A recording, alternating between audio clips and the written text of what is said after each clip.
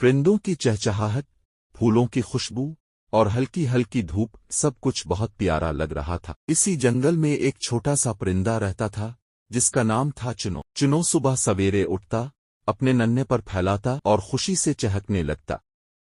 چوں چوں، الحمدللہ، نیا دن شروع ہو گیا۔ وہ آسمان میں اڑتا، تتلیوں سے باتیں کرتا، پھولوں پر بیٹھتا اور دانے چگتا۔ سب پرندے اسے بہت پسند کرتے تھے کیونکہ چنو ہمیشہ مسکراتا رہتا تھا۔ مگر ایک دن اچانک آسمان پر کالے بادل چھا گئے، ہوا تیز چلنے لگی، درخت جھولنے لگے اور زور کی بارش شروع ہو گئی۔ چنو جلدی سے اپنے گھونسلے کی طرف بھاگا، مگر طوفان اتنا زوردار تھا کہ اس کا چھوٹا سا گھونسلہ ٹوٹ کر نیچے گر گیا۔ چنو بھیگ گیا، کانپنے لگا اور ایک بڑے پتوئی کے نیچے چھپ گیا۔ اس کی آنکھوں میں آنسو تھے۔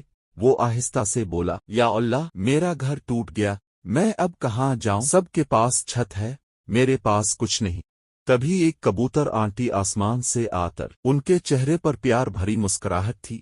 انہوں نے چنو کو دیکھا اور اپنے پروں سے ڈھانپ لیا۔ انہوں نے کہا، ارے پیارے چنو، اداس مت ہو، اللہ تعالیٰ نے مجھے تمہارے لیے بھیجا ہے، وہ کبھی اپنے بندوں کو اکیلا نہیں چھوڑتا۔ چنو نے آنسو پونچھے اور بولا، واقعی تو اللہ میری بھی سنتا ہے۔ کبوتر آنٹی نرمی سے بولے، اللہ سب کی سنتا ہے، چاہے وہ ایک چھوٹا سا پرندہ ہی کیوں نہ ہو۔ بس شکایت نہیں کرنی بلکہ شکر کرنا سیکھو۔ بارش ختم ہوئی، آسمان صاف ہوا اور ایک خوبصورت قوس قزح نظر آنے لگی۔ سورج کی کرنیں درختوں کے پتوں پر چمکنے لگیں۔ چنو نے آسمان کی طرف دیکھا اور خوشی سے چہکنے لگا، الحمدللہ، میں پھر سے اڑ سکتا ہوں، میں پھر سے ہنس سکتا ہوں۔ پھر اس نے ایک نیا مضبوط گھونسلہ بنایا۔ اب وہ روز صبح سب پرندوں سے کہتا، دوستو، ہمیشہ اللہ کا شکر ادا کرو کیونکہ وہ ہر مشکل میں ہمارے ساتھ ہوتا ہے۔ آخر میں نرم مسکراہٹ کے ساتھ یوں چنو نے سیکھا کہ شکر گزاری انسان کا پرندے کو ہمیشہ خوش رکھتی ہے۔